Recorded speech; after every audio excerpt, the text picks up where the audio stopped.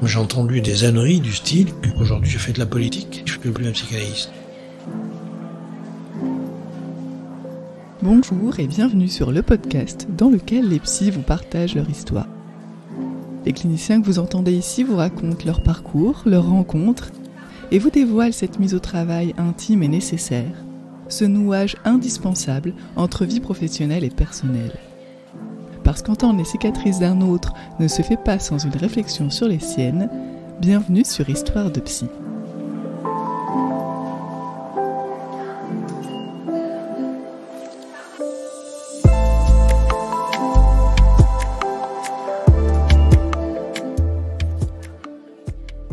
Comment présenter le psychanalyste, peut-être le plus connu du monde universitaire et psychanalytique d'aujourd'hui, mais également le plus politique et le plus médiatisé.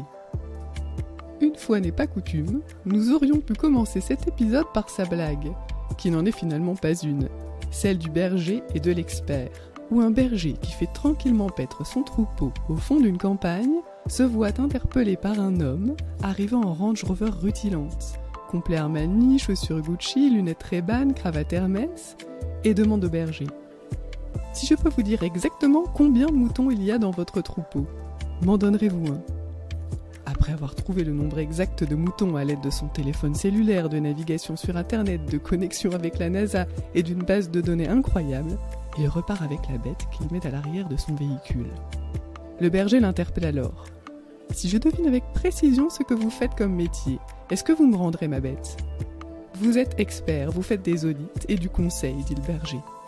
Le type acquiesce et lui demande comment il a deviné. Le berger répond: c'est facile, vous débarquez ici alors que personne ne vous l'a demandé. Vous voulez être payé pour répondre à une question dont je connais déjà la réponse et dont tout le monde se fout. Et manifestement, vous ne connaissez rien au métier. Rendez-moi mon chien. C'est ainsi que se présente Roland Gori lorsque l'on l'entend dans les médias, lorsqu'on le lit et bien sûr lorsqu'on le rencontre. C'est-à-dire un clinicien engagé et passionné. Haïssant son passage au lycée, la télévision ou encore, dans un autre registre, les évaluations et les experts qui ne savent pas de quoi il parle, passionné par les passions, le langage et les effets qu'il produit, Roland Gori a bien voulu retracer son itinéraire, son histoire à rebrousse-poil, pour nous évoquer ses choix, sa carrière, ses difficultés à s'émanciper de sa famille et son désir de devenir psychanalyste, écrivain et universitaire, alors même que ses parents trouvaient que psycho, c'était ridicule. Encore un immense merci à Roland Gori pour ses échanges et pour son franc-parler.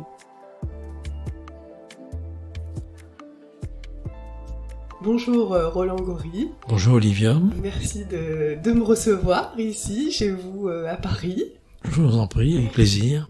Il s'agit de pouvoir parler de votre parcours de psychologue, professeur, clinicien, psychanalyste, je ne sais pas comment vous aurez envie de le définir, en tout cas de ce qui fait votre itinéraire, votre parcours, votre chemin. Et pour commencer, est-ce que vous pouvez donc vous présenter succinctement ? Alors, Roland Claude Gori, j'avais un deuxième prénom, même s'il est hors d'usage, si je le dis aujourd'hui. Actuellement, je suis professeur honoraire de psychopathologie clinique, c'est-à-dire que j'ai donc quitté l'université, j'ai pris ma retraite au niveau de l'université.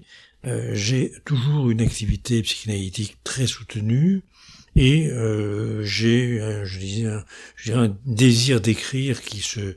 Alors ça, on en parlera, mais qui s'est noué déjà très tôt et qui, à l'heure actuelle, a la possibilité de se réaliser, de s'accomplir. Et donc, je ne prétendrai pas être écrivain, mais au moins essayiste. Donc, j'écris des bouquins surtout. Je donne pas mal de conférences et je suis engagé, je dirais, dans des mouvements citoyens. Ce matin, par exemple, j'avais une vidéo avec le syndicat Sud à la suite d'une chronique que j'ai réalisée à leur demande sur le procès en appel de France Télécommunications qui aboutit, comme vous le savez, à des souffrances terribles pour les salariés au moment de la conversion de France Télécom en Orange, où il y a eu des suicides, des violences, je dirais, et qui a révélé d'une certaine manière un management très technocratique, Donc actuellement, je suis pas mal sur ces terrains où je suis sollicité, moins par d'ailleurs mes collègues psychanalystes que par justement des artistes, des politiques, des responsables syndicaux. Voilà. C'est un petit peu aujourd'hui, si on prend l'histoire à rebrousse-poil, parce que vous savez sans doute que je suis passionné de Walter Benjamin, comment j'en suis venu là aujourd'hui? J'en suis venu là par un itinéraire personnel, comme chacun d'entre nous, bien évidemment.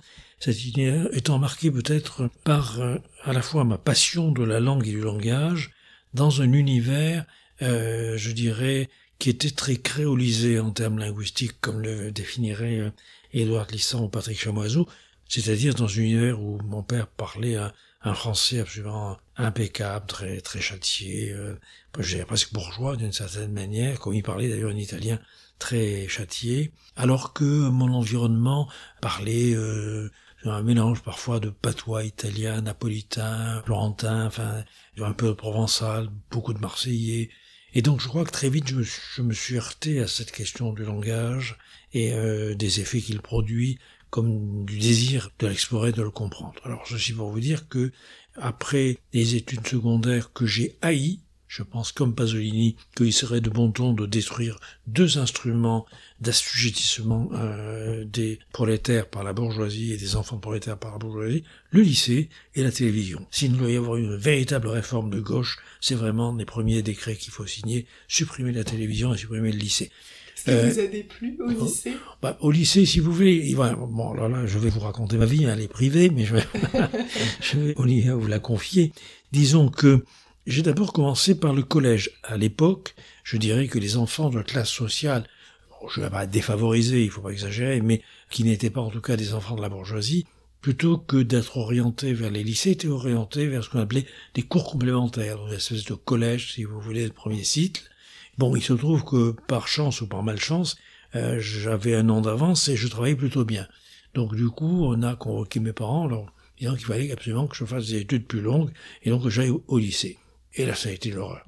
Autant j'étais bien dans mon quartier, avec des gens qui parlaient ma langue d'une certaine manière, qui avaient des préoccupations existentielles très proches des miennes, autant pour moi, le lycée, c'était une bande de jeunes cons, des enfants de la petite bourgeoisie qui se prenaient pour la grande, et j'ai vraiment pas aimé, comme j'ai pas aimé le fait de devoir porter un uniforme. J'étais pas dans mon milieu, j'étais une espèce de transfuge social, comme on dirait aujourd'hui, c'est-à-dire que j'avais un déclassement social par le haut, quoi, bon.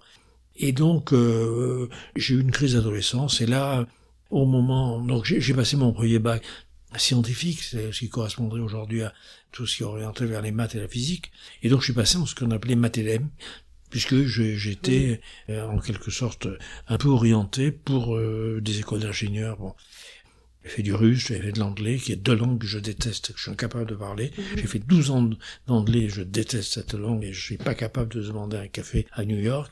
Et j'ai fait 5 ans de russe, et quand j'étais à Saint-Pétersbourg, je savais même pas dire bonjour et merci. Enfin voilà.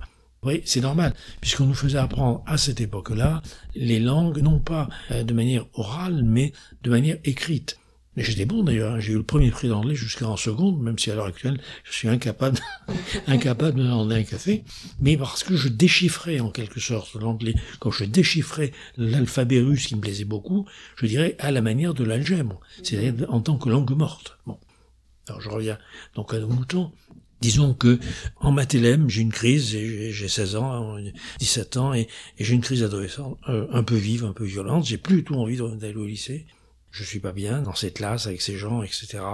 Et donc j'ai vraiment envie d'arrêter. Et il y a un prof de philo qui sauve mon bac, qui me dit, écoute, t'es pas mauvais en philo, laisse tomber mathélème, ne pars pas du lycée, viens chez moi, je te fais au moins passer le bac.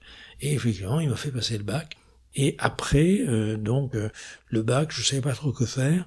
Je voulais m'émanciper, puisque c'était un gros problème. J'étais adoré par mes parents, qui étaient des gens tout à fait merveilleux avec moi, dont j'étais le fils unique, dans une culture méditerranéenne, donc, si j'ose dire, qui dénie doublement la castration. À la fois, c'est un garçon, et à la fois, donc, c'est le seul, enfin bon, bref. Et donc j'ai eu besoin de m'émanciper en m'arrachant d'une certaine manière à mon milieu familial et en décevant profondément mon père qui voulait que je sois ingénieur, de que sera d'ailleurs mon petit-fils ultérieurement pour rapiécer, si j'ose dire, les trous de l'histoire. trop dans le tissu de l'histoire. Mais là, pour l'instant, il n'est pas question, vous n'avez pas entendu parler psychanalyse, non, ou il n'est pas question de ça pour l'instant. Non, ça m'intéresse à peine, je dirais on n'en parle pas dans la famille philo. Non plus. Non, alors mon père considérait que c'était tout à fait ridicule de faire des études de psycho, ça on va y venir, c'est-à-dire que une fois que je veux m'arracher de ce milieu familial, qu'est-ce que je fais? Je fais des remplacements d'instit, et puis des remplacements de prof de collège, ce qui est assez amusant, parce que moi qui déteste l'anglais, je me retrouve donc enseigner le français, l'anglais et le sport, et l'histoire, dans un collège. Alors bon, le sport, l'histoire, le français ça allait, l'anglais c'était assez horrible, je dois dire, mais enfin bon. Comme c'était des petites classes de 6e, 5e à l'époque, ils ont subi le même enseignement que moi, c'est-à-dire de langue morte. Je crois que ça joue beaucoup d'une certaine manière, ce qui va me déterminer sans le savoir, parce que je pense que c'est absurde d'essayer de rendre compte de ce que l'on est devenu à partir de nos déterminations conscientes, et à partir des rationalisations qu'on se donne pour justifier les choix qu'on a faits. Je crois que ce sont les choix qui nous ont faits, et pas nous qui les avons faits. Donc si vous voulez, à ce moment-là, je fais des remplacements pour gagner un peu ma vie, pour avoir un studio, j'avais 18 ans, une voiture, bon, donc c'était à l'époque, dans les années 60, tout à fait exceptionnel, et donc je jouis de cette nouvelle liberté, bien évidemment, et je passe à ce moment-là ce qu'on appelait propédeutique. Propédeutique, lettres et sciences humaines, c'était très sélectif, c'était un peu comme les grandes écoles maintenant, puisqu'il y avait à peu près 10% de réussite dans cette première année où on faisait beaucoup de philo à ce moment-là. Avec une idée de profession? Aucune idée, autre que, puisque je fais des remplacements d'instit, c'est quand même plus intéressant de faire le collège, plus intéressant de faire de l'enseignement secondaire, et donc, voilà, je me trouve un peu sur cette voie-là, bon, je réussis propé pour aller vite, et là je me demande qu'est-ce que je fais. Et là, la grande question.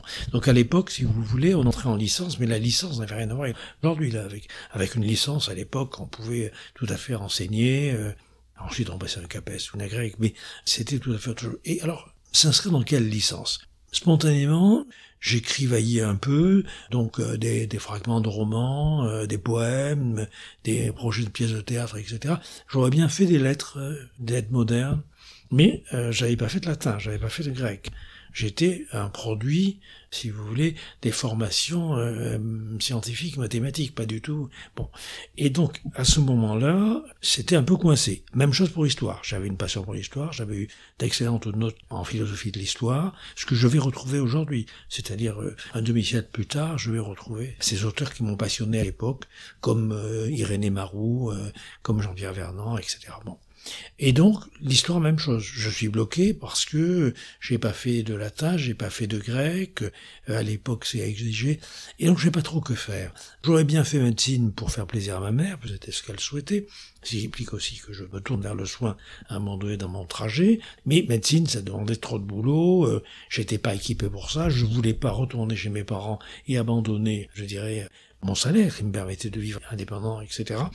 Biologie m'intéressait pas tellement, et sciences m'intéressaient plus, pour aller vite. Et donc, je trouve, psycho, c'est très à la mode, sciences humaines, sciences sociales, etc. Vous en entendez parler ou vous le découvrez? J'en entends parler notamment par un prof de sciences de l'éducation qui, à l'époque, donnait des cours particuliers. Et je prenais des cours particuliers un peu chez lui. Vous savez, cette espèce d'écurie. Bon, c'était pas que les écuries de médecine, mais ça existait quand même aussi en lettres et sciences humaines. Donc, et là, je m'inscris en psycho et j'ai une véritable passion pour ce qu'on appellerait aujourd'hui la psycholinguistique, vous voyez, ou la pragmatique, disons pour aller vite, les conduites verbales, ce qu'on appelait le comportement verbal à l'époque. Vous vous inscrivez dans quelle université? Alors, en fait, dans la faculté des lettres et sciences humaines d'Aix-en-Provence, qui était très orientée psychologie expérimentale, épistémologie aussi, et je suis d'ailleurs très intéressé par les cours de Georges Noisé. Et puis, il se trouve que la première année, je sors major de promo pour aller vite, alors que je travaillais, donc j'étais vraiment à temps Toujours partiel. En tant qu'instituteur. Oui. Alors à l'époque, j'étais prof de collège à ce moment-là. Voilà. Donc j'avais un peu plus de liberté quand même. Et Georges Noisé, je lui dois beaucoup à ce niveau-là, me propose. Je réussis aussi un certificat que j'aimais pas, parce que la licence était constituée de certificats, qui était la psychologie de l'enfant et de l'adolescent. Mais finalement, j'avais réussi à faire en 1 an ce certificat qui se faisait en 2 ans, pour aller vite. Et la psychologie sociale qui m'intéressait déjà beaucoup à l'époque. Donc, si vous voulez, Noisé, qui est un peu chargé de la promotion psycho dans un cadre dominé par les philosophes, c'est très important, et les sociologues, mais surtout les philosophes, me dit qu'il faut absolument que j'arrête si j'ose dire, de travailler, que je me mette à faire à plein temps des études de psycho.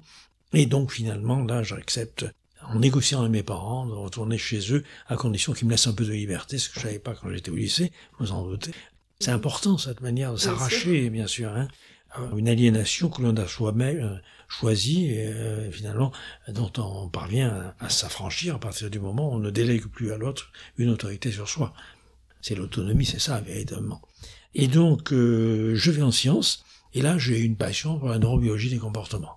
Ça marche très fort, la neuroanatomie, la neurophysio. Je travaille beaucoup avec un copain qui vient de disparaître, qui s'appelle Jean-Léon Beauvois, qui était devenu un grand Manitou de la psychologie sociale, et qui ne parlait que d'une chose, la psychanalyse. Il a écrit un livre très connu. Il a écrit, oui, le petit traité de manipulation à l'usage des honnêtes gens, mais il a aussi écrit des illusions libérales, enfin, il a écrit énormément de bouquins, c'était un type tout à fait génial, et lui, il ne rêvait que d'une chose, c'est la psychanalyse.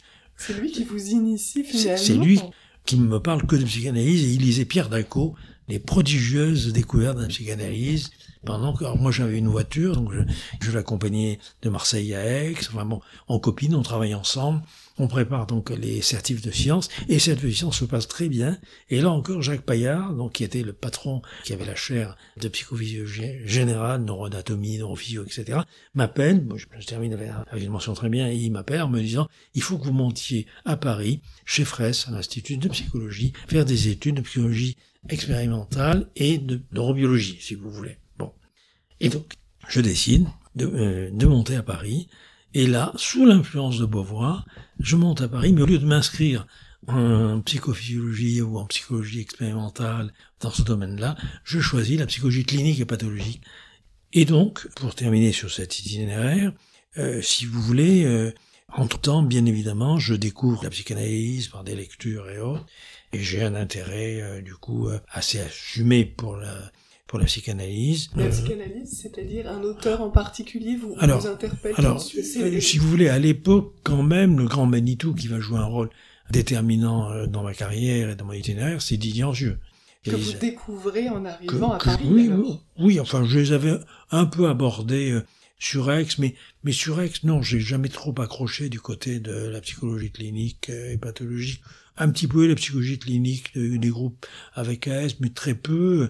Et d'ailleurs, vous allez voir, il va en rester une trace, puisque après avoir bouclé donc cet équivalent de aujourd'hui du Master 2, du DES16, enfin qui permettait l'accès, entre guillemets, à un poste de psychologue, il se trouve que je suis jeune, mais je me marie, et j'ai un enfant très vite, ma première fille, et donc il faut que je me mette à bosser, et donc Beauvois va devenir assistant de fac, faire une thèse et autres. Moi, je prends un poste de psychologue au ministère du Travail comme psychotechnicien, vous voyez, à Avignon. Et voilà. Donc vous aviez déménagé entre-temps, alors? Ah oui, entre-temps. Oui, non, j'ai oublié de vous dire que, bien sûr, c'est à Paris que j'ai fait mes études de psychologie clinique et pathologique, bien sûr. Vous l'avez dit. Ça, et ensuite, vous avez pris un poste à Avignon. J'ai pris un poste à Avignon, 6 mois. C'est de la psychométrie, je m'emmerde prodigieusement. Et il se trouve que un centre semi-privé, c'est-à-dire financé par la Sécurité sociale et la DAS de l'époque, s'ouvre à Châteauroux. C'est le centre psychothérapique de Girogne. Et je candidate, je suis pris, à l'époque il n'y avait pas de problème, quand je suis arrivé dans ma région, on me proposait un poste en Corse, une dizaine de postes dans le sud, c'était pas du tout la pénurie de postes. Bon, c'est une expérience incroyable, j'ai 23 ans, un truc comme ça, et je me retrouve seul, psychologue bien sûr, mais quasiment, je dirais, en dehors des 2 médecins psychiatres, dont l'un était médecin directeur, donc chargé de la part administrative, et l'autre chef de service, je me retrouve le seul soignant. Et au début, il n'y a pas d'interne, et je fais aussi fonction d'interne. Je fais aussi les entrées, je fais aussi fonction de cadre. Je me trouve intégré dans le conseil de surveillance ou d'administration, je sais pas comment ça s'appelait à l'époque, avec une permanence par mois de responsabilité de l'hôpital. Il n'y avait pas un profil de poste comme aujourd'hui, avec des missions. Non, mais comme m'a dit justement à Jean-Dieu, en gros, j'ai toujours été un enfant prématuré, et donc il fallait que je me débrouille avec ça. Et là aussi, j'ai eu des responsabilités prématurées. Et du coup, bien sûr, je faisais des bilans de projectifs, des bilans psychométriques, bien sûr, de la psychométrie, des bilans de personnalité aussi. Et les patients revenaient. Les patients revenaient me voir. Si vous voulez, Girogne, après les tests. Voilà, Châteauroux, c'est un coin plutôt, c'est Château-Trou, vous voyez. Donc, surtout à l'époque, maintenant je ne sais pas. Et donc là, ces patients sont en demande de psychothérapie. Ils reviennent vous voir après les bien tests. sûr. Et le psychiatre me dit, prenez-les en charge. Mais prendre en charge des gens alors qu'on ne sait pas que faire, en dehors d'entretien de soutien, sauf que c'est le psychologue qui se soutient de ces entretiens plus que le patient, qui lui vient avec son désir. Eh bien, si vous voulez, du coup, comme je suis allé m'inscrire entre-temps en thèse, d'abord avec Maisonneuve, qui est en psychologie sociale, et ensuite avec Didier Angieux, parce que ma thèse a évolué, ma première thèse a évolué vers une analyse, comme on disait à l'époque, du matériel verbal dans les groupes thérapeutiques d'alcooliques. Maisonneuve, à un moment donné, m'a dit, écoutez, vous êtes davantage du côté de la clinique hépato que du côté de la psychologie sociale, même s'il y a des groupes, donc vous voyez plutôt Didier Angieux. Là se noue une relation très forte avec Didier Angieux, et auquel je parle bien sûr de mes difficultés de devoir assumer des psychothérapies pour lesquelles je suis pas formé, et il me donne un nom d'une psychanalyste, Paula Dubuisson, on l'a nommée, présidente du 4e groupe après, qui avait fait son analyse avec Lacan et ses contrôles avec Lagache, et qui donc était élève à l'ancienne Société française de psychanalyse, vous savez, la première scission, pour aller très vite. Et donc, je vais voir Paula Dubuisson pour lui parler de mes patients, mais au bout d'un an, en gros, je me trouve allongé sur le divan, quoi. Voilà. Et donc, j'entame là une analyse. Et puis, je soutiens ma thèse, donc ma thèse qui s'appelle « Validité des critères linguistiques en psychologie clinique », oui. Donc, on retrouve la trace d'une objectivation, d'une approche objectivante qui était au départ celle qui m'avait, encore une fois, intéressé, si vous voulez, au début des études de psycholinguistique, etc. Avec l'idée quand même, si vous vous étiez engagé dans une thèse, avec l'idée d'enseigner alors oui, par la suite ou C'est sans doute pour ça que je suis si bavard quand vous m'interrogez. Vous avez commencé par l'enseignement, de toute façon. J'ai commencé, bien sûr, par l'enseignement, mais vous savez que enseigner, c'est finalement donner à l'autre ce qu'on aimerait recevoir, d'une certaine façon. Donc les enseignements que je n'ai pas eus, j'ai essayé de les transmettre. C'est toujours sur cette histoire du manque que se noue, bien évidemment, la plupart de nos conduites. Donc, voilà, je soutiens cette thèse. Ça s'appelait « Analyse en cluster du matériel verbal ». Je suis allé à Vaucresson grâce à Jean Maisonneuve, et j'ai continué à avoir des contacts privilégiés.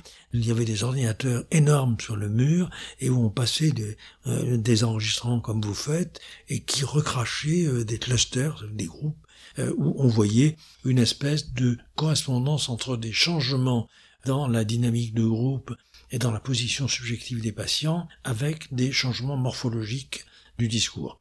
Vous voyez, j'ai toujours été branché de ce côté-là, du côté du discours. Je l'ai jamais lâché, il m'a jamais lâché pour l'instant en tout cas. Bon. Et donc là, se pose la question de savoir si je vais ou pas à la fac, quoi.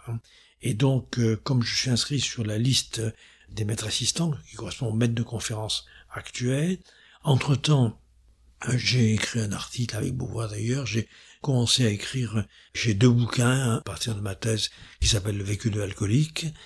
J'ai écrit avec un copain qui a été en stage chez moi, il s'appelle Jacques Durand, un bouquin « Éléments de psychologie et l'usage des travailleurs sociaux », puisque j'étais chargé aussi de la formation des travailleurs sociaux et de la formation des infirmières à l'hôpital à ce moment-là, et avec un autre chef de service de psychiatrie qui arrivait à ce moment-là, un dictionnaire de psychopathologie clinique.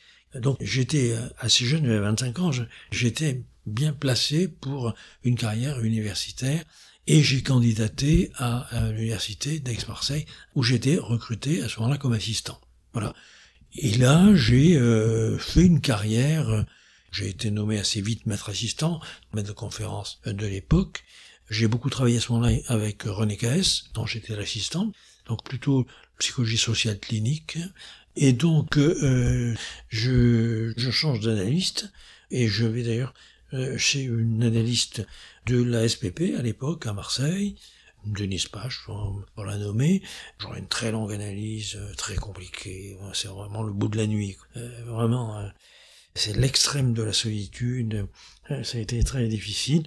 Voilà. Et puis, si vous voulez, je m'inscris en thèse d'État. Alors, la thèse d'État de l'époque, c'est ce qu'on appelait la grosse thèse, quasiment, pour devenir professeur. Et on devenait professeur quand il était quinquagénaire ou sexagénaire, juste avant la pierre tombale, quoi.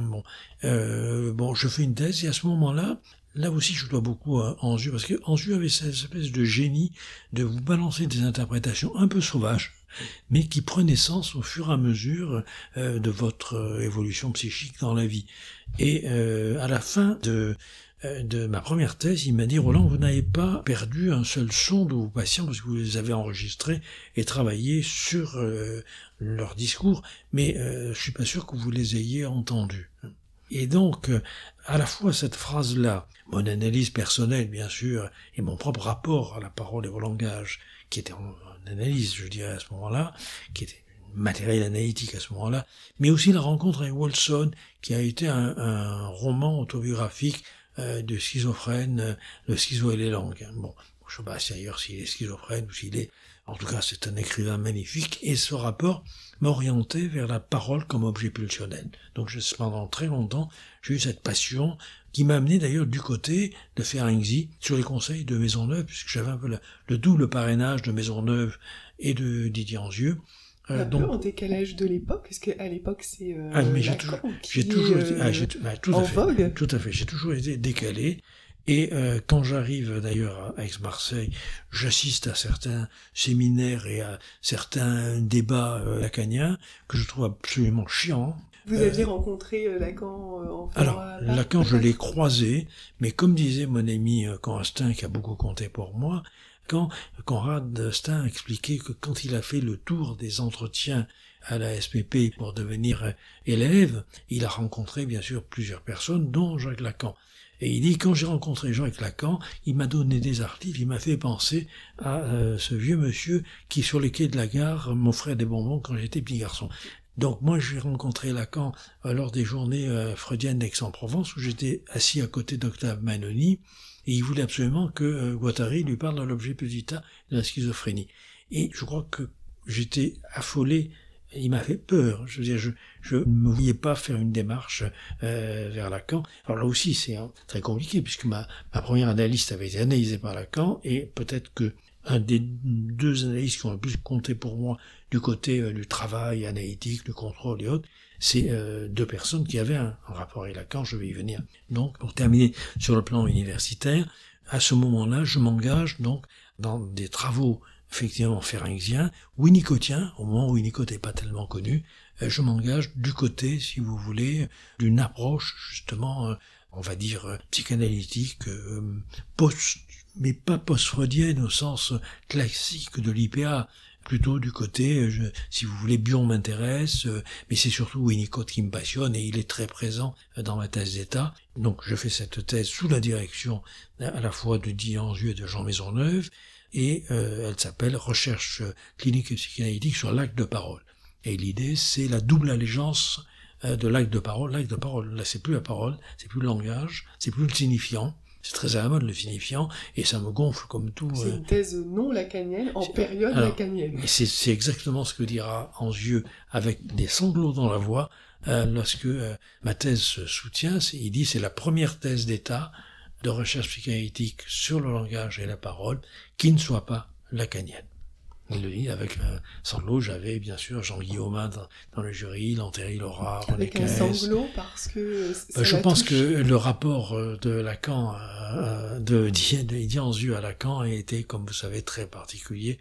Et notamment à ce moment-là où mon propre bouquin qui s'appelle Le corps et le signe dans l'acte de parole, mais je sors aussi un ouvrage collectif avec Didier Anzieu, qui s'appelle, je crois, Langage et psychanalyse, et qu'on va présenter à Beaubourg. Et alors c'est assez amusant parce que Anzieu me dit, Roland, si vous voulez, vous passez me chercher chez moi. Nos rapports s'étaient quand même rendus plus, bien que Anzieu soit toujours, c'était un homme très affectueux, très affectif, et qui tenait à distance, justement, je pense qu'il avait suffisamment souffert dans sa propre histoire pour se méfier un peu des relations sociales, et donc c'était progressif, quoi. C'était d'abord Gori, puis Roland, ça a évolué.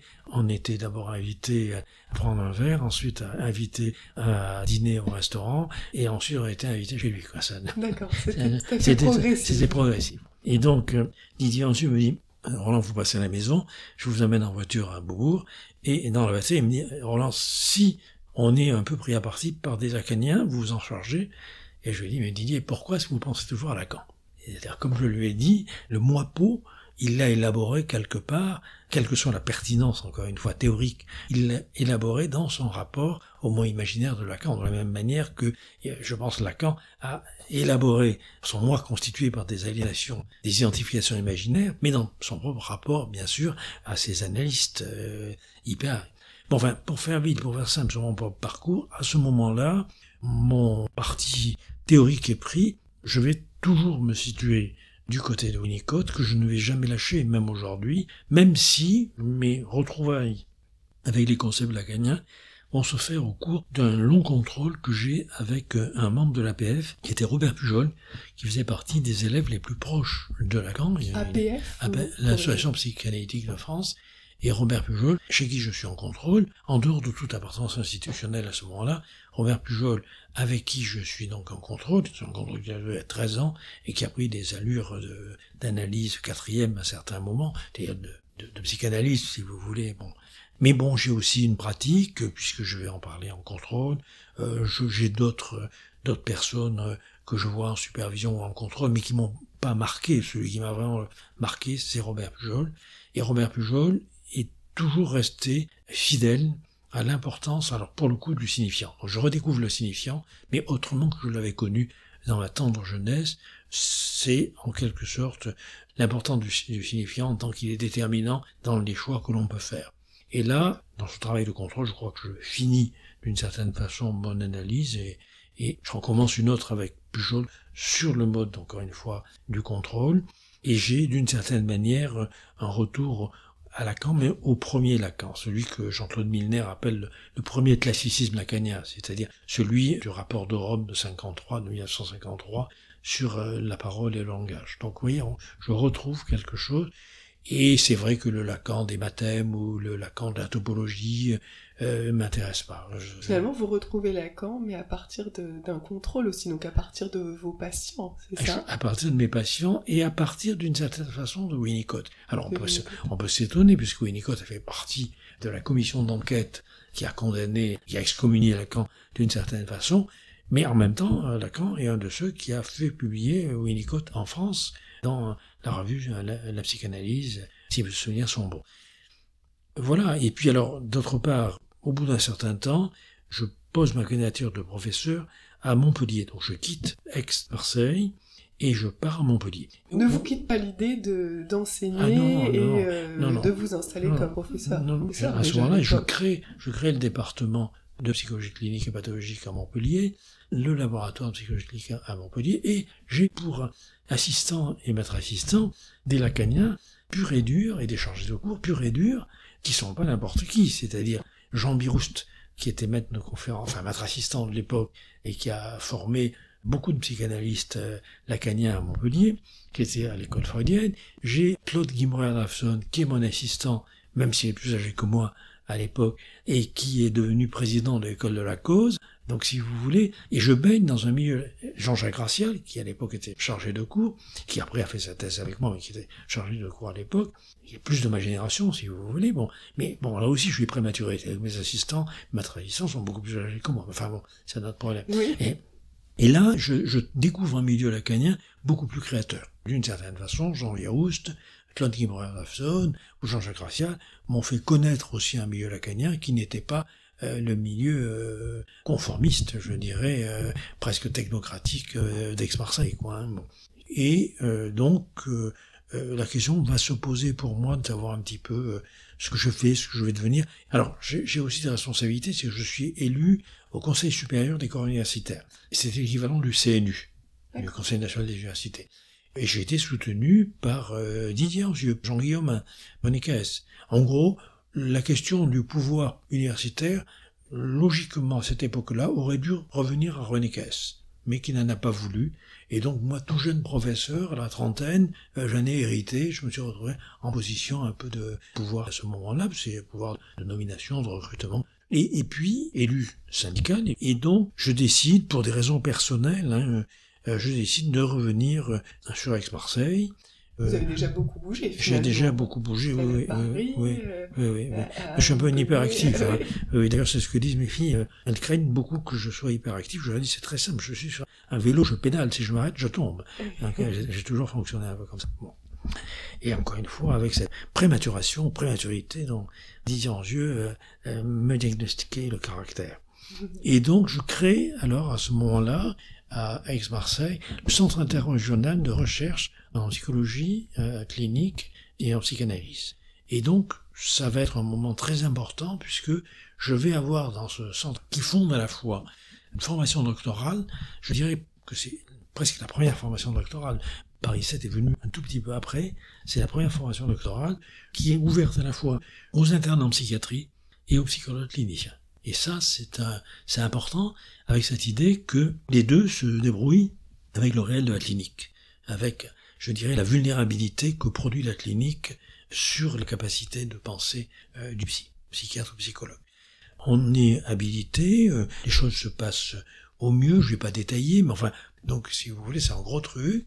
Ça anime du monde. Ça anime du monde. On a une revue clinique méditerranéenne à l'époque. Qui existe toujours. Qui existe toujours. Et il y a des soutenances de thèse. Et je préside le jury de thèse de Marie-Jean Sauret, par exemple. Je dirige la thèse de Jean-Jacques Racial.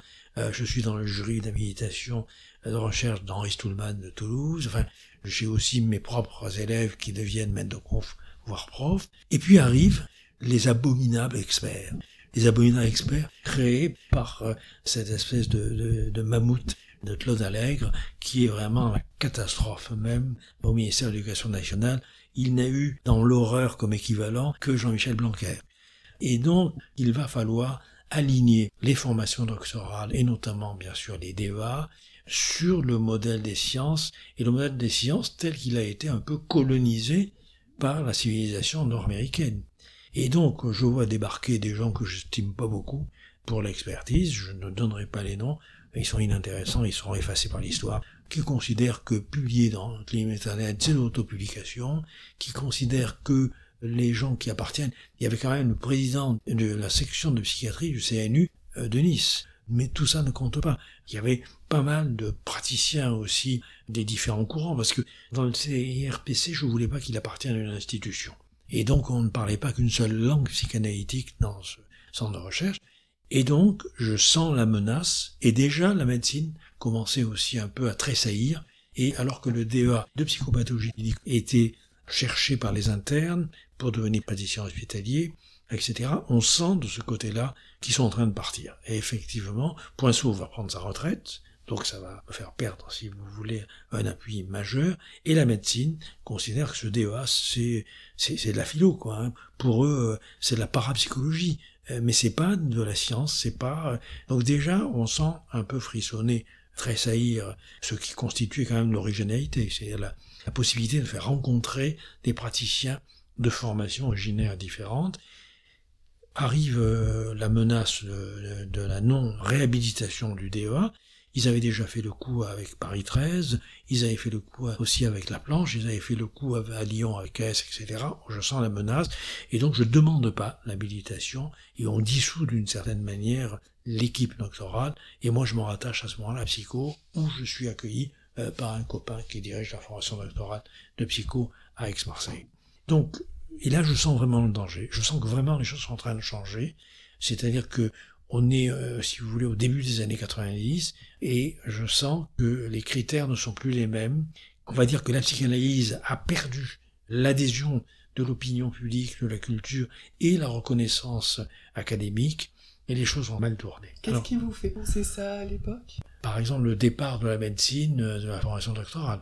Alors que, si vous voulez, 2-3 ans avant, quand j'échange avec le doyen de la fac de médecine, il me dit « Ah oui, mais vous, c'est important, vous êtes le responsable du débat. » Donc, en gros, ça avait une valeur, ça n'a plus 2-3 ans après. Donc, la revue n'est pas reconnue comme revue qualifiante, et que ça le sera plus tard. À ce moment-là, alors que j'avais lâché, je dirais, des postes de responsabilité, bon, j'étais directeur de département, directeur de laboratoire à Aix-Marseille, mais je milite pour une élection de cette liste sur laquelle je figure à ce moment-là, au Conseil national des universités, où j'ai siégé donc pendant 15 ans. J'ai siégé pendant 15 ans. J'en ai même été vice-président et président. Quelles étaient les missions? Alors, les missions du CNU, c'est des missions de qualification sur des listes de maîtres de conférences ou sur des listes de professeurs. C'est également les promotions des maîtres de conférences et des professeurs en première classe ou en classe exceptionnelle. C'est de distribuer des congés sabbatiques qui permettent de faire de la recherche pendant 6 mois, par exemple. C'est un poste de pouvoir assez important. Et là, j'apprends d'une certaine manière avec des gens plus ouverts, plus intelligents que les pseudo-experts qui nous sont tombés sur le crâne. J'apprends effectivement la nécessité peut-être d'une reconnaissance communautaire dans une discipline comme la psychologie, à laquelle peut-être nous n'avions pas prêté attention, nous qui avions un peu le tropisme de la psychanalyse, un peu à la manière des psychanalystes, nous étions plus dans des tribus que, je dirais, dans une communauté universitaire. Et donc j'ai même milité à ce moment-là pour qu'il y ait un travail qui se fasse de reconnaissance, et comme vous l'avez compris, j'avais divorcé, et donc entre-temps, j'ai rencontré Marie-Josée Delvolgo, qui est venue faire un DEA avec moi, qui ensuite est partie bien sûr faire sa thèse et son habilitation avec d'autres personnes.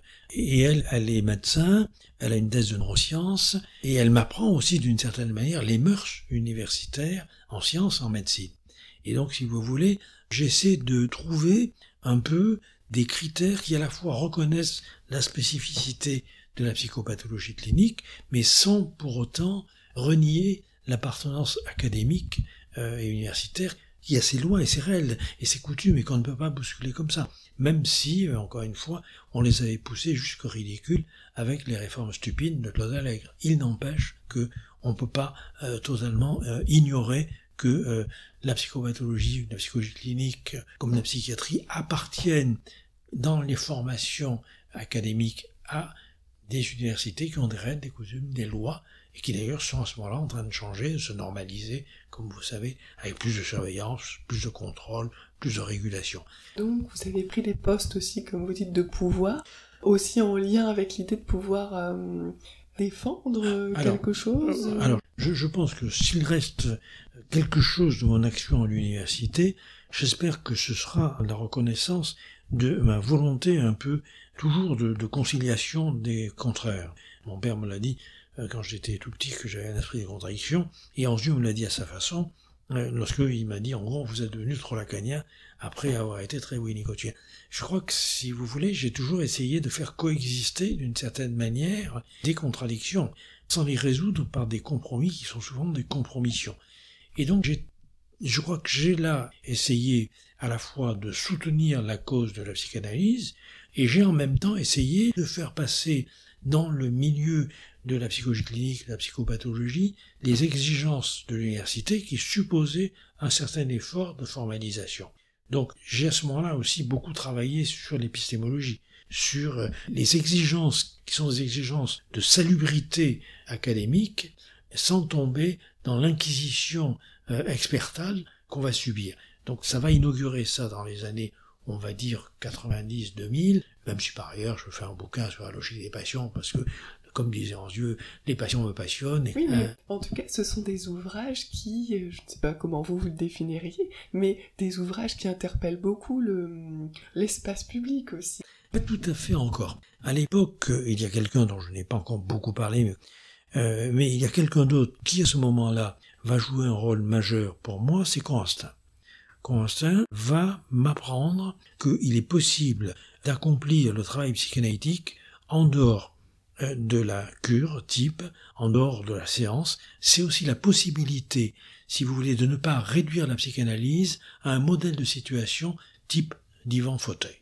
Je veux dire que moi, j'ai entendu Constantin, qui est devenu un ami très proche, qui a même été mon témoin de mariage, vous voyez, eh bien traverser le Luxembourg en me parlant de ses rêves et en me donnant une leçon d'interprétation des rêves. Et là, avec Conrad, il va y avoir la découverte d'une méthode que je vais ensuite d'ailleurs pratiquer avec de nombreux jeunes analystes, de nombreux praticiens de la psy, praticiens de la médecine, praticiens du travail social, praticiens de la pédiatrie, etc., qui va être autour de ce que va créer Daniel Brun, avec qui je travaille beaucoup à ce moment-là, qui est du côté de psychanalyse et médecine. En gros, la possibilité pour des pédiatres, pour les médecins, de parler de leur pratique. Alors, c'est pas le Baline, c'est une méthode très particulière, que je vais pas pouvoir vous exposer là, qui montre justement l'authenticité de ce que peut être la transmission de l'analyse dans des activités qui ne sont pas forcément des activités qui prennent pour finalité la cure type. Et à ce niveau-là, Stein est aussi très lacanien. Vous savez que Lacan l'a pas mal courtisé, non seulement lors de l'entretien où il a offert des bonbons au quai de la gare, mais l'a beaucoup courtisé puisque dans les séminaires, il dit Stein qui n'est pas de nos élèves, etc. Et pourtant, il se réfère à lui dans le séminaire encore à d'autres moments. Je crois que Conrad allait assister bien sûr au séminaire de Lacan, etc. Mais il avait une approche très originale du travail analytique. Et en particulier, le contrôle avec lui, c'était pas une leçon de choses sur le patient, c'est pas une leçon de maîtrise où on dit en gros à l'analyse en formation, voilà ce que vous auriez dû faire. On travaille à partir de ce qu'il dit pour essayer de montrer comment il s'est approprié transférentiellement le transfert de son patient. Et donc c'est vraiment une méthode très particulière et qui m'a beaucoup marqué. Que lui avait pu évoquer avec Lacan par exemple aussi, c'est vraiment quelque chose qui est bien aligné. On a eu d'autres occasions, alors avec Lacan je ne sais pas, par contre il y a eu entre Stein et Lacan, pour vous donner un exemple, quand Stein a écrit à Lacan, il lui a envoyé son livre L'enfant imaginaire, et il lui a dit en gros, je sais ce que je vous dois sans savoir ni comment ni pourquoi. À quoi Lacan a répondu, mon cher Stein, très heureux de vous avoir fait un enfant. Ça on va imaginer. Bon voilà le type d'échange. Donc je crois que c'était des rapports compliqués, mais qui les regardent. Moi je crois que c'est pas par hasard que je me sois toujours trouvé situé indirectement par rapport à Lacan. Ça n'a jamais été en face à face, ça n'a jamais été, si je veux dire, direct. C'est pas un hasard. Ceux qui m'ont le plus marqué, en dehors de ma première analyste, qui avait été analysée par Lacan, Robert Pujol a été analysé par Lacan, il a fait partie de ceux qui se sont séparés de lui au moment de la deuxième scission. Il a fondé la PF en ce moment-là, et là c'est pareil. Chez Stein, il y avait une proximité avec Lacan, mais c'est pas tout à fait pareil. Je crois que un jour j'ai écrit quelque part, ou j'ai dit quelque part, que Lacan est comme la mort et le soleil, on ne peut pas le regarder en face. Ça a énormément énervé mon ami Jacques-Alain Miller, qui m'a aligné dans, je sais plus si c'était Ornicard ou Lannes, et donc j'ai appelé Jacques-Alain, je lui ai dit, écoute, je crois que tu te trompes, parce que je rends compte uniquement de ma propre expérience. Il a reconnu que, et il m'a donné acte que c'était quelque chose qui me concernait, moi, et non pas, bien sûr, la politique du monde à lacanien. Oui, donc, parce que vous vous étiez pas positionné, vous, par rapport aux scissions.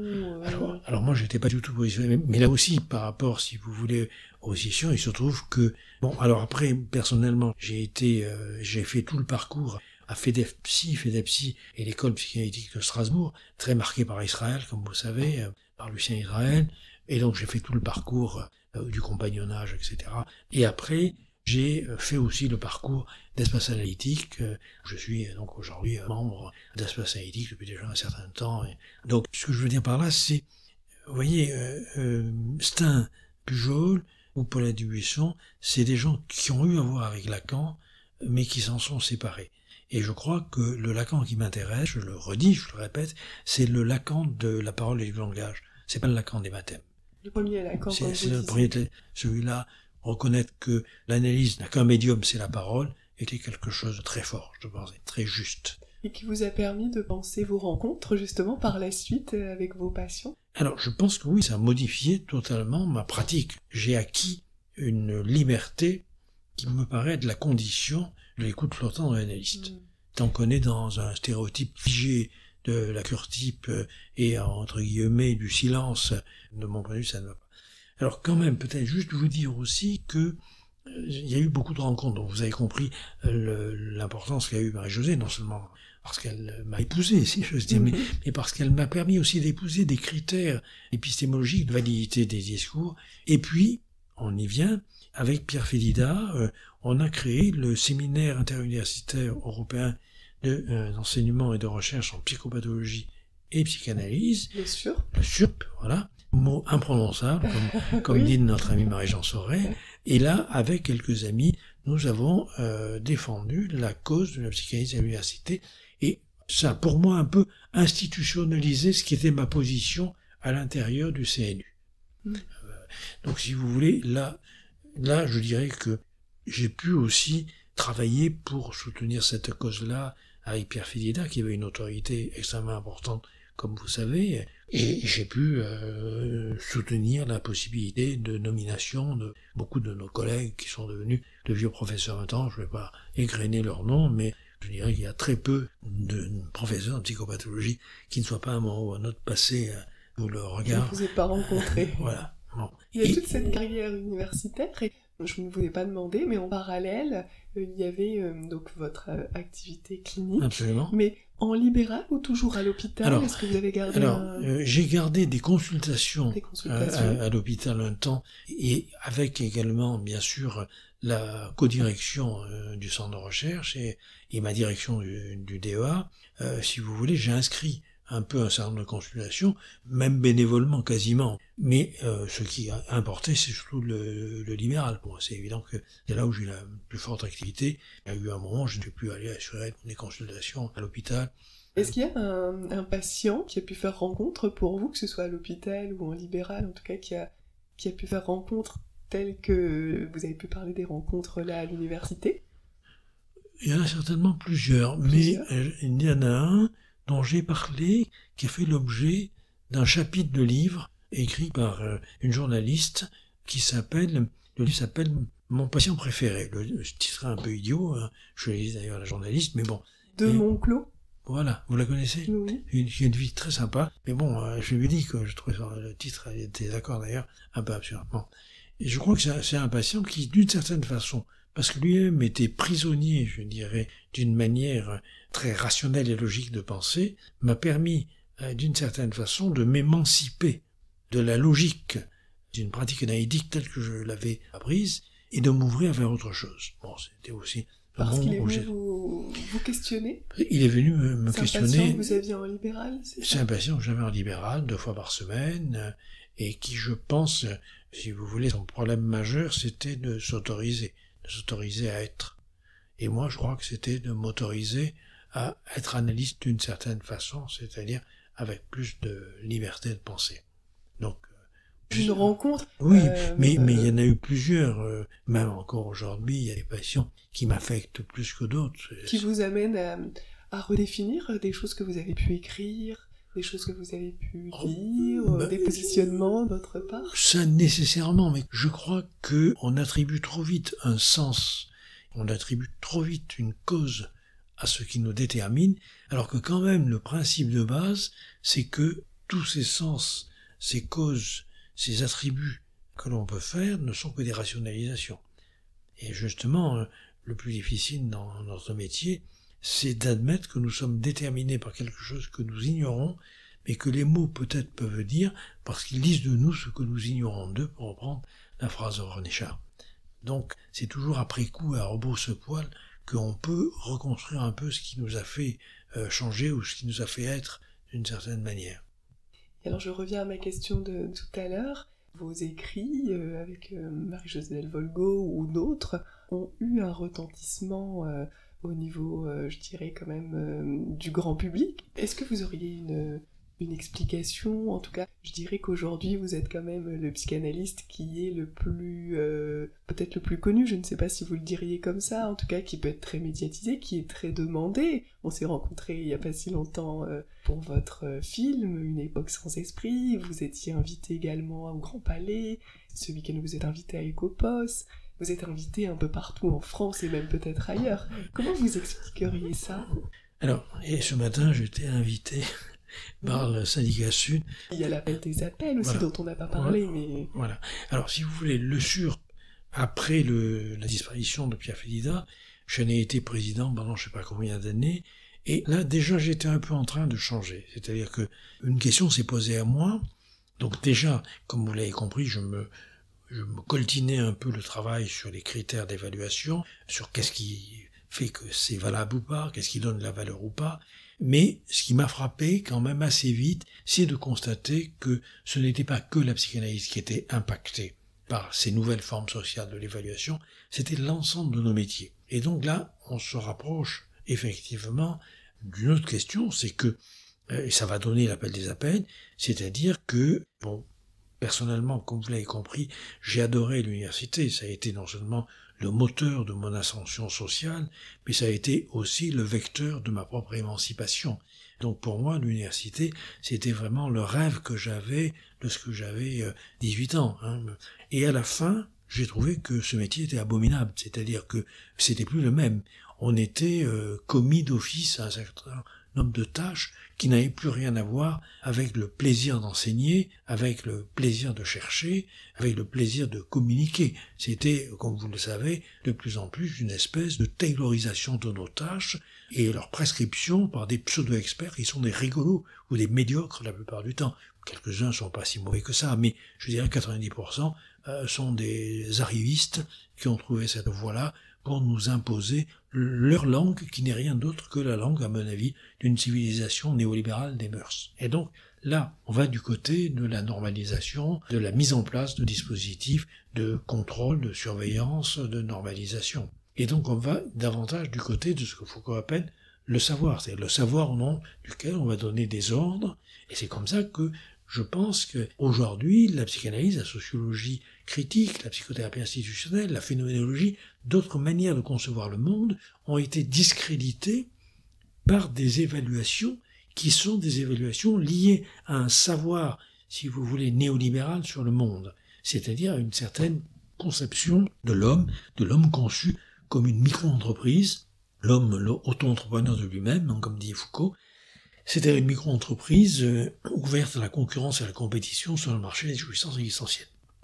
Et Foucault va, peut-être pendant les 10 bouquins que j'ai publiés au Lien qui libère, va me servir un peu de guide, voyez, parce que c'est le philosophe de la norme, parce que il me permet de comprendre, si vous voulez, le néolibéralisme, et le néolibéralisme non pas comme un prolongement simplement du libéralisme, mais comme véritablement une rupture par rapport au libéralisme, c'est-à-dire effectivement une conception qui fait que l'État ne doit pas s'abstraire des marchés, mais doit au contraire appuyer les marchés en épousant leur modèle, leur paradigme et leurs critères. Alors on a publié avec Marie-Josée Delvaux 2 ouvrages qui ont eu un tout petit succès, La santé totalitaire. Et c'est eu un beau succès au niveau universitaire. Oui, non, ça a été traduit aussi. Mais non, ça petit succès par rapport à d'autres choses que vous avez pu publier. Je pense que le bouquin qui viendra avec La fabrique des imposteurs en 2013, c'est celui qui me fera un tabac, non seulement en termes de chiffres de vente, mais en termes de vues sur le net. Par exemple, j'ai 1 700 000 vues de ma conférence à la faculté de médecine de Nantes. J'ai 4 500 000 vues sur un bout du film, vous savez, sur la blague de l'expert et du berger. Donc il y a là un écho, il y a un effet. Ça a parlé, voilà. À ce moment-là, on va rencontrer aussi d'autres publics. Ça va pas être simplement, c'est pas que les psychologues, les psychiatres, les psychanalystes, voilà. Et donc, à partir de ce moment-là, on va parler avec des magistrats, on va parler avec des journalistes, on va parler avec des éducateurs, on va parler... C'est un impact politique. C'est un impact politique. Et là, je sors de plus en plus, c'était déjà un peu le cas, mais je sors de plus en plus de cette illusion propre aux psychanalystes qui pensent que ce sont des martyrs et des héros que la société ne comprend pas. Je crois simplement qu'ils sont impactés, comme toutes les autres professions, toutes les autres modes de pratique et de pensée, par les valeurs d'une culture qui, en changeant, peut à ce moment-là ne plus les aimer comme avant et voire les rejeter. Mais c'est la vérité pour d'autres choses aussi. Et donc là, je constate que finalement, la culture dans laquelle on est de plus en plus aliénante pour les professionnels. C'est-à-dire qu'elle les dépossède de leur savoir, de leur savoir-faire et de leur savoir-être, et qu'elle leur prescrit les séries de tâches qu'ils doivent accomplir pour atteindre un score sportivo-managérial qui n'ont plus de sens, défini par le taux d'audience pour les journalistes, défini par la tarification de l'activité pour les médecins, défini par les impact factors pour les universitaires et les revues, enfin un peu partout, le nombre de dossiers pour les magistrats, le nombre de bâtons pour les flics, etc. Et donc là, il y a une véritable perversion sociale et politique de la manière d'évaluer. Donc ce que nous avions subi à l'université, qui avait permis quand même de marginaliser les psychanalystes, et de les marginaliser au point que lorsque j'ai quitté l'université, ceux qui m'ont succédé, comme Alain Bellozer ou Marie-Jean Sauzeret, se sont heurtés à une nouvelle barbarie technocratique portée par d'illustres inconnus dont l'histoire ne retiendra pas grand-chose. Et là, je laisse tomber les œillères du psychanalyste. Nous sommes face à une crise des valeurs dans une société donnée, à une époque donnée. Et donc, il ne s'agit pas de défendre simplement la psychanalyse à l'université, il s'agit de repenser le lien social, il s'agit de repenser la manière de donner la valeur des objets dans le monde. Et là, c'est avec Stéphane Chédry, on lance, et un certain nombre d'amis, on lance l'appel des appels, donc, qui est la reconnaissance que s'il y a un appel qui s'appelle Sauvons l'hôpital, Sauvons l'université, Sauvons la recherche, Sauvons les rasettes, Sauvons, etc., c'est bien qu'il y a un problème, quoi, et un problème partagé. Et donc, à partir de ce moment-là, je crois qu'effectivement, j'ai un engagement plus citoyen, et je dirais que Foucault toujours me sert énormément quand même de boussole, jusqu'à mon dernier bouquin, où je trouve que Foucault est un peu dépassé, parce qu'il rend compte d'une société disciplinaire, alors qu'on a déjà basculé dans un autre monde, qui sont les sociétés post-disciplinaires. Et là, j'ai davantage besoin de Deleuze et de Guattari pour penser ce qui nous arrive. Par rapport à ça, justement, je posais la question à Alain Bellozor, Marie-Jean Sauré, dans ce contexte. Qu'est-ce que vous pensez aujourd'hui de l'avenir de la psychanalyse, du courant analytique, en tout cas de la place de la parole laissée au sujet? Justement, Olivier, vous avez dit l'essentiel. C'est pas la question de la psychanalyse. Austin, il me disait, la psychanalyse n'a pas toujours existé. Rien ne garantit qu'elle existera encore. Et je crois que c'est très vrai. Je pense que il est possible qu'elle soit complètement liquidée, éradiquée. On a suffisamment de barbares en poste de responsabilité, en psycho et en psychiatrie, pour effectivement penser qu'elle puisse être éradiquée. Alain Bellozor disait que les batailles importantes avaient déjà été perdues finalement pour la psychanalyse. On a perdu tous les postes. Des laboratoires de recherche. Bien sûr, c'est réduit comme peau de chagrin, mais ça ne veut pas dire que la psychanalyse ne reviendra pas. Il peut y avoir une résurgence.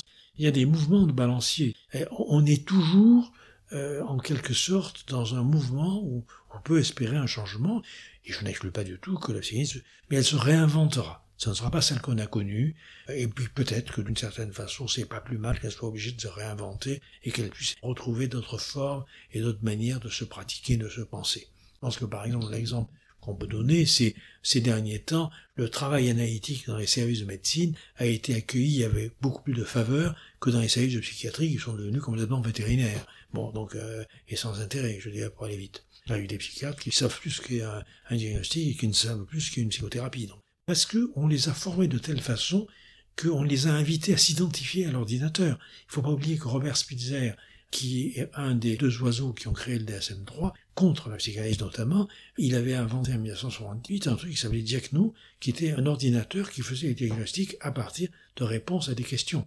Et en 1983, il publie un article qui s'appelle « Les cliniciens sont-ils encore nécessaires ?», où il rend compte que, en gros, les ordinateurs vont pouvoir remplacer les cliniciens. Donc, en gros, aujourd'hui, les DSM-5, qui sont d'une stupidité totale, eh bien, si vous voulez, ça n'est rien d'autre que, en gros, le comportement des psychiatres identifiés à des ordinateurs. Pour en revenir à votre question, vous avez lâché un mot important, c'est celui de la parole. C'est-à-dire que l'avenir de ce type de technique de soi, comme l'avenir de notre démocratie, à mon avis, elle est consubstantielle à une réhabilitation de la parole. C'est-à-dire que c'est la place de la parole dans notre société. C'est-à-dire qu'on a remplacé la capacité sociale de penser par le langage administratif. Et donc ça veut dire que, en gros, on n'est plus en capacité de penser, ça veut dire qu'on a mangé, si vous voulez, un dispositif technocratique qui pense pour nous. Donc c'est ça le problème aujourd'hui, des évaluations, des expertises, etc., ou des diagnostics. Donc ça veut dire que si on en arrive là, alors, s'il n'y a plus effectivement de parole, on sera dans une société de termites où le numérique et les nouvelles technologies qui sont tout à fait formidables serviront comme instrument social et politique pour nous aligner sur ce que Deleuze appelle les autoroutes de servitude. Et donc, le jour où on sera tous alignés sur des autoroutes de servitude et où il n'y aura pas de résistants qui demanderont à parler, à être entendus, et en gros à faire émerger la figure d'un autre auquel on s'adresse, eh ben alors peut-être qu'on aura plus d'espèce humaine. D'où l'importance, je vous remercie encore d'avoir pris la parole sur votre parcours et sur votre façon de penser justement la place de la parole du sujet aujourd'hui. Je pense que c'est extrêmement important et vos prises de position, aussi bien on l'a pour ce podcast, mais aussi à différents niveaux finalement, dans différents médias, elle est essentielle aujourd'hui. Je dirais que les cliniciens puissent entendre ce qui se joue aujourd'hui en termes effectivement de d'évaluation, mais aussi de prise de parole. C'est peut-être l'enjeu. Je crois, Olivia, que si vous voulez, ce que je reproche aux praticiens, psychanalystes, psychologues, psychiatres, c'est qu'ils ont souvent une vision de boutiquier. Et ça, c'est terrifiant. Et par exemple, j'ai entendu des âneries du style qu'aujourd'hui je fais de la politique, je fais plus la psychanalyse. Bon, d'abord, je passe des heures et des journées à pratiquer la psychanalyse, il y a peut-être plus que ceux qui m'accusent de faire la politique, mais il faut bien se rendre compte que le jour où vous serez obligé, comme à l'université, n'est-ce pas, de recevoir vos patients à la porte ouverte ou avec une caméra, l'analyse ne sera plus possible. Donc si vous voulez, ça ne veut pas dire que bien évidemment on va se focaliser uniquement sur ces conditions matérielles d'exercice de la psychanalyse, mais moi j'ai déjà vu dans la pratique passer les patients de 4 à 5 séances par semaine à 1 ou 2 par semaine. On ne peut pas ignorer que nos pratiques, elles sont poreuses par rapport à l'environnement et qu'il peut se produire que l'environnement ne permet plus, empêche. La censure aujourd'hui, c'est pas l'interdiction. L'interdiction, je te l'interdis. Donc ce que je t'interdis pas est permis. C'est la loi, pour aller vite. La norme, c'est pas ça. La norme, elle est partout. On ne sait pas ce qui est permis et ce qui est interdit. Et elle permet de se mêler d'à peu près tout. Donc aujourd'hui, encore une fois, de la même manière qu'on a démoli des laboratoires de recherche au nom de la science, qui n'est pas de la science, hein. Je veux dire, si un physicien quantique ou un physicien einsteinien me parle de science, je m'écrase. Hein. Mais ceux qui nous ont parlé de science me font mourir de rire ou pleurer de chagrin. Mais bon.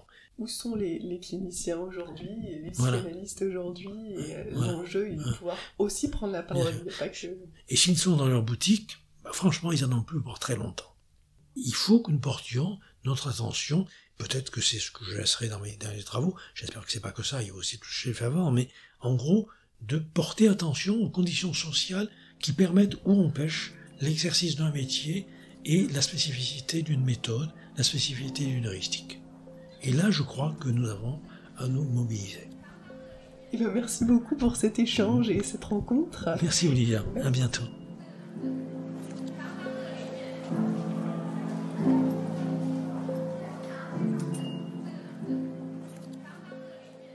Défendre la possibilité d'exercice de nos métiers et soutenir la possibilité d'expression d'une parole, voilà ce que Roland Gori met sur le devant de la scène, autant politique que médiatique.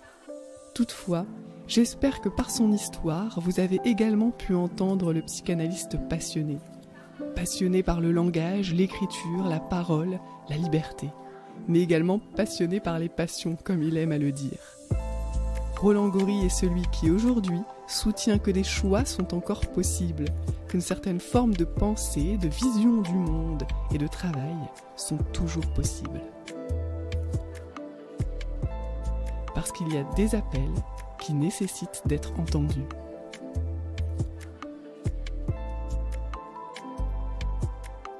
Histoire de psy, ça vous a plu? Suivez-nous sur Instagram à histoire.2.psy.